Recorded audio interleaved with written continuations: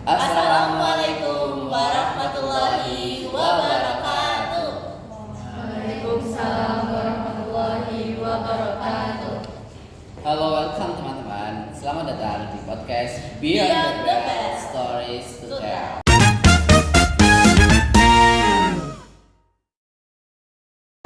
Kali ini EPK SMA Negeri 1 Banyumas memiliki segmen yang menarik, yaitu podcast. Nah, di podcast kali ini kita akan menceritakan keseharian yang ada di lingkup SMA Negeri 1 Banyumas. Sebelumnya, perkenalkan, nama saya Alfi Fauzianul Fatihah, 12-1, dan rekan Saya Sawat Aldiasa dari 12-4. Kita akan memandu jalannya podcast kali ini. Nah, di podcast kali ini kita berkesempatan untuk berbincang-bincang santai dengan para finalis OSP dari SMA Negeri 1 Banyumas. Mari kita perkenalan dulu dari Halo, aku Muhammad Rizky Fatansyah. Aku kelas 12-5 dan bidang olimpiadaku adalah matematika. Halo, saya Pandan Sanjaki dari kelas 1210, bidang saya informatika. Halo, aku Diandra Paramita dari kelas 11-7. Di sini aku mewakili bidang geografi. Halo, aku Ashifa dan Badini dari kelas 12-9. Di sini aku mewakili bidang informatika. Nah, halo teman-teman. Jadi kita langsung aja ke topik yang pertama ya.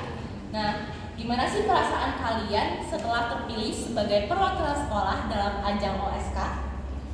Apakah sebelumnya kalian telah memperkirakan akan lolos dan melanjutkan ke jenjang OSP? Ya kan? Pertama-tama tuh aku agak ragu.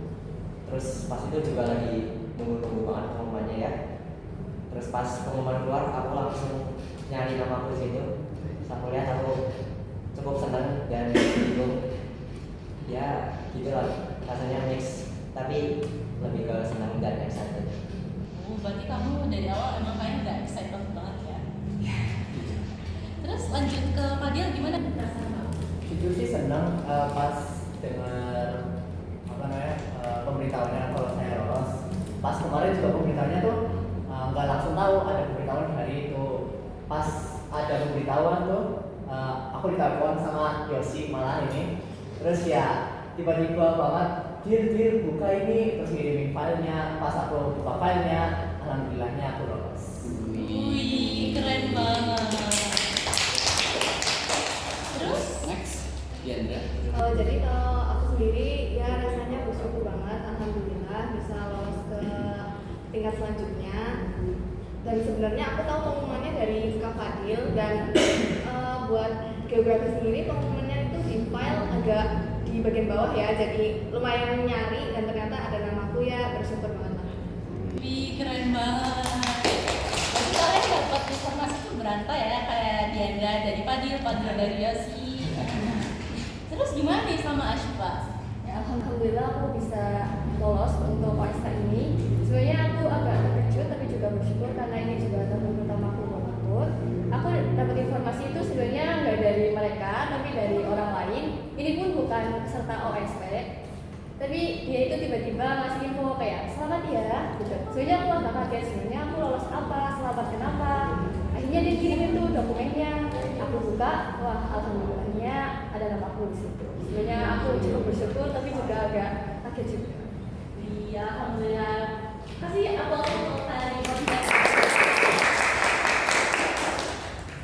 Nah, setelah kalian dinyatakan lolos dan kalian tuh pasti secara otomatis tahu kan kalian tuh bakal mewakili Semaba ke tingkat atau ajang yang selanjutnya. Nah, gimana sih proses belajar yang kalian alami selama dari OSK terus ke OSP? Apalagi kan materinya kan cukup banyak dan tergolong nggak banyak dibincangkan di saat di kelas. Nah, gimana sih cara kalian untuk mengatur proses belajar itu? Kalau aku itu pertama nyari ruangan yang nyaman buat aku belajar. Terus kalau metode belajar tuh pertama aku belajar materi dasar dulu. Terus aku nyoba ngerjain latihan-latihan soal yang dasar juga. Terus kalau udah lama udah stuck gitu, baru aku buka solusi. Terus aku pelajari dari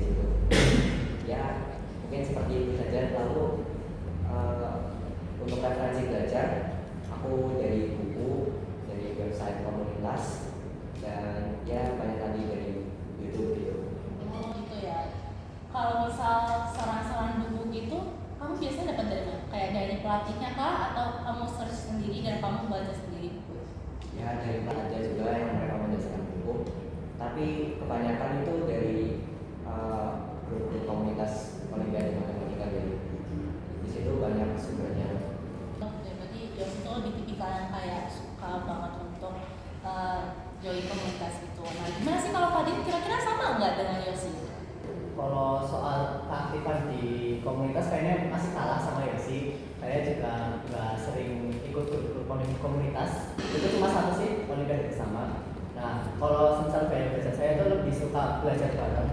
Jadi karena di sekolah ini mengarahkan tim mahasiswa buat jadi tim OSN Informatika, saya sering ngajak mereka berlima buat belajar bareng. Biasanya kami menggunakan, ya karena informatika itu ya, dulu namanya komputer, jadi kami perlu lab komputer.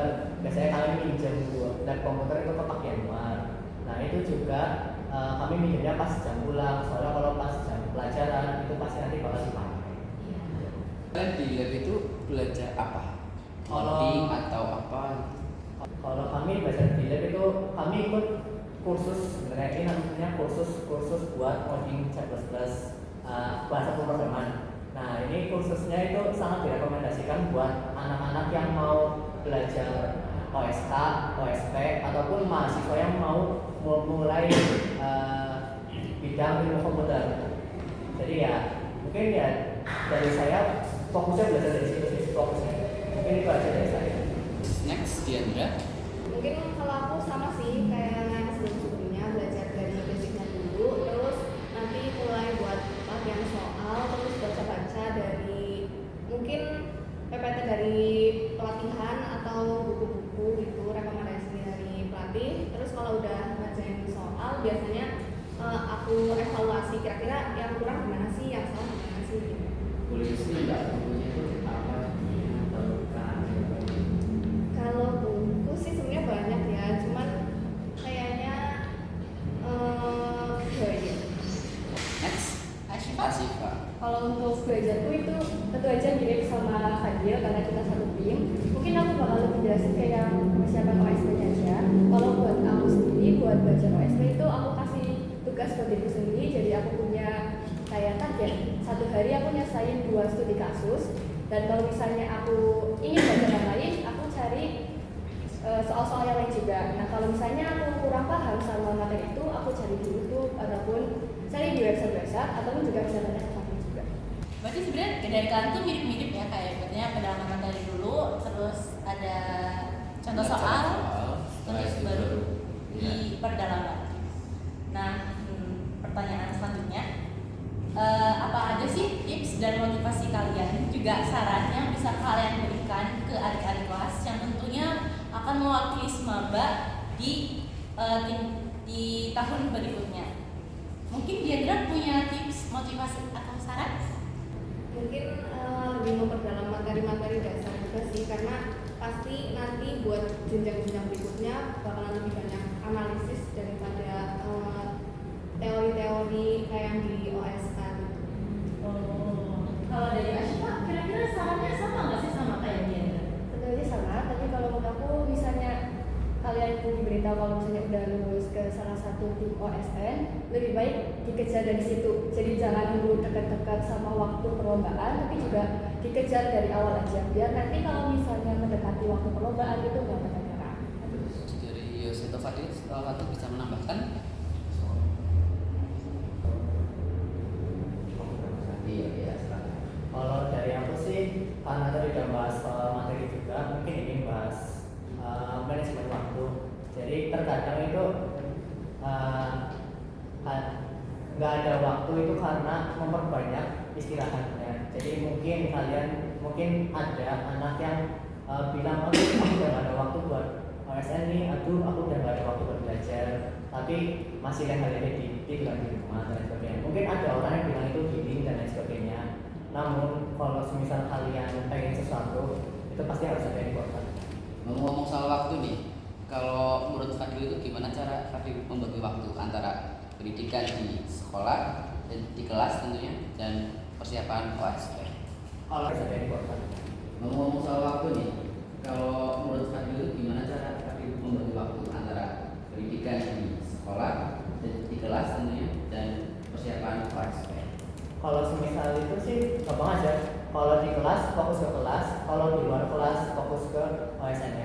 kalau semisal di kelas ya full belajar, jangan main di kelas gitu. Soalnya kalau nanti main di kelas malah melebar ke waktu di luar kelas, kamu harus ngulang materinya. Berarti manajemen waktu itu benar-benar sangat penting apalagi untuk membagi antara jam pelajaran yang ada di kelas dan juga jam pelajaran yang emang untuk OSP.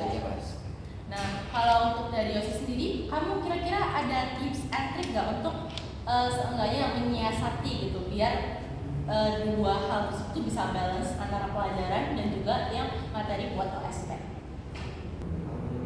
Sebenarnya saya tidak tahu bilang apa karena semuanya sudah dibahas. Ya mungkin lebih ke niat saja. Niatnya itu jangan terlalu setengah-setengah dipenuhi. Mungkin begitu. Oke, terus kita lanjut ke pertanyaan selanjutnya ya. Setelah menempuh perjalanan sejauh ini, ada harapan apa dari kalian semua, baik dari diri sendiri, masyarakat maupun pihak-pihak lain? Mungkin dari Fadil dulu. Dari saya mungkin lebih bisa belajar pas lagi males, terus juga kalau bisa pengen tembus nggak cuma nasional tapi pengen coba tembus internasional. Amin. Terus motivasinya apa nih buat, kan malas itu hal yang manusiawi ya? Itu motivasinya apa buat menghilangkan rasa malas itu? Ini saya dapat dari kakak tingkat saya, dulu pernah kasih tahu juga. Malas itu memang manusiawi, ya semua orang pasti bisa malas. Tapi ya itu kan faktor yang tidak bisa dikendalikan. Yang bisa kamu lakukan ya cuma belajar. Mau kamu malas harus tetap bisa belajar. Jadi ya kamu belajar biar kalau malas pun kamu bisa melakukan apapun. Kayak misal kamu malas nih di rumah, aduh nggak pengen belajar dan lain sebagainya. Tapi kamu tetap buka buku dan lain sebagainya buat belajar. Tidak, mau siapa yang menambahkan? Boleh silakan. Terus dari Asifat Pak, dia tidak mau siapa yang menambahkan? Boleh silakan. Kalau dari aku sih mungkin harapannya bisa lebih maksimal lagi nanti di OSP. Motivasinya jangan males-malesan sih, kayak yang udah disebutin sama Kak Fadil, karena kalau misalnya kita males ya sama aja kita nggak dapat apa-apa. Next. Ke Yosi. Masih pertanyaan yang sama ya. Itu aku juga sering bingung sih, soalnya malas itu susah banget dihilangin. Tapi aku selalu usahain untuk memaksa untuk buka-buka buku belajar, terus tanya-tanya ke orang yang lebih kayak gitu. Nah, kalian kan pasti agak capek ya kalau misalnya jawab-jawab ini pertanyaan terus. Jadi gimana kalau kita ngadain satu segmen baru yaitu Truth or Dare.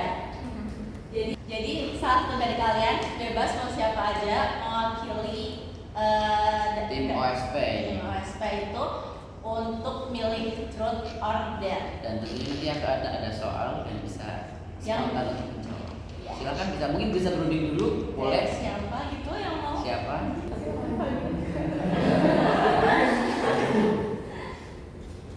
Siapa dia? Kira-kira mau milih Truth atau Dare? Kamu bisa milih di sini. Ini tergantung. Sebenarnya nggak ada isinya sih, cuma lebih ke penentuan opsinya. Kamu bakal milih Truth or Dare, kanan atau kiri.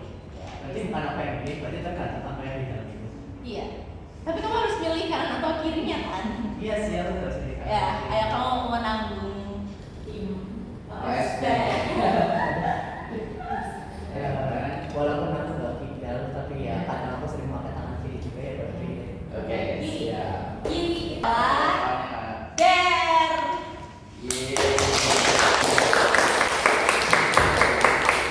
Oke, kita bicara. Ya, jadi untuk dare-nya adalah sebutkan kalimat yang pertama kali diucap waktu lihat hasil pengumuman. Iya. Kan tadi udah bilang katanya kalian udah dapat sama Yosi malam-malam. Bukan malu-malu sih. Oh iya. Di dalam sama Yosi, Bill, ini ada pengumuman nih. Ketika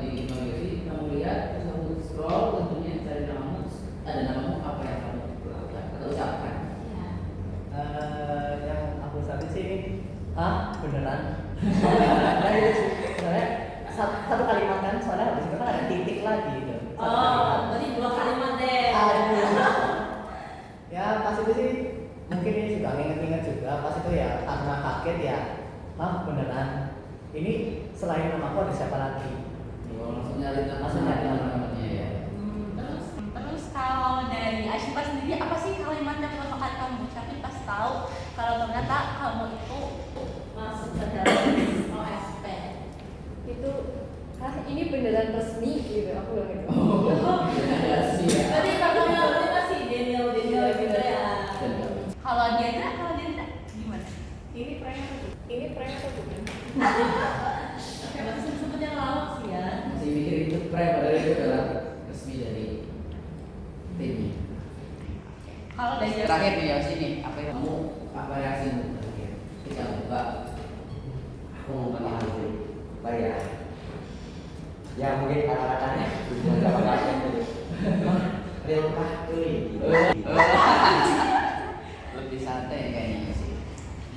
Nah, ternyata setelah kita dengar tadi ada banyak banget tips dan juga motivasi yang udah dibicarakan sama anak-anak tim OSP tadi.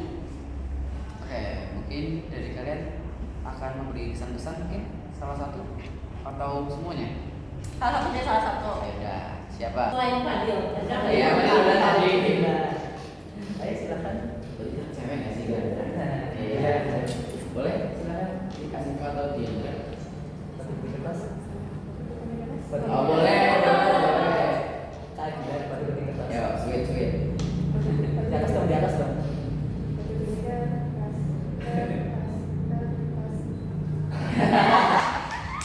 Oke, silakan pesan-pesan untuk podcast dan juga buat besok ketika OSP. Untuk kesan-pesannya, ini sebuah kesempatan berharga kita bisa hadir di sini untuk membuat podcast dari MPK sendiri. Terima kasih karena sudah mengundang kami. Untuk pesan saya untuk kedepannya OSP, semoga aja kita berempat ini bisa lolos ke tingkat selanjutnya. Oke, terima kasih Ashifa karena sudah memberikan sedikit kata-kata dan juga pesan-pesan untuk OSP dan juga Podcast Beyond Bell kali ini. ya. Terus sebagai penutup, aku mau menunjuk salah satu anak biar dia mau mimpin jargon Semaba sebagai penutup atau closing di podcast kali ini. Iya, Ya, yang belum aja mau sweet jadi. Ayo, di kertas. Yuk di Di atas. atas. Satu, dua, tiga, tas. Ya, terus apa ini?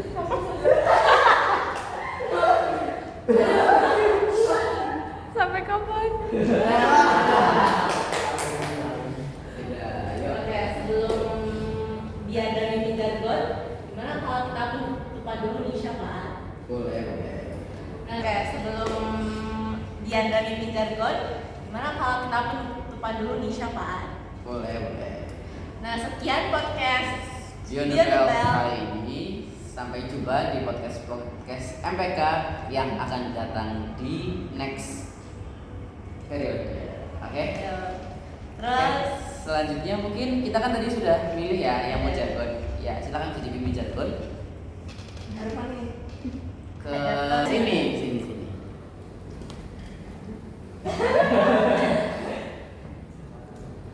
SMA. Jaya. Asik rasanya.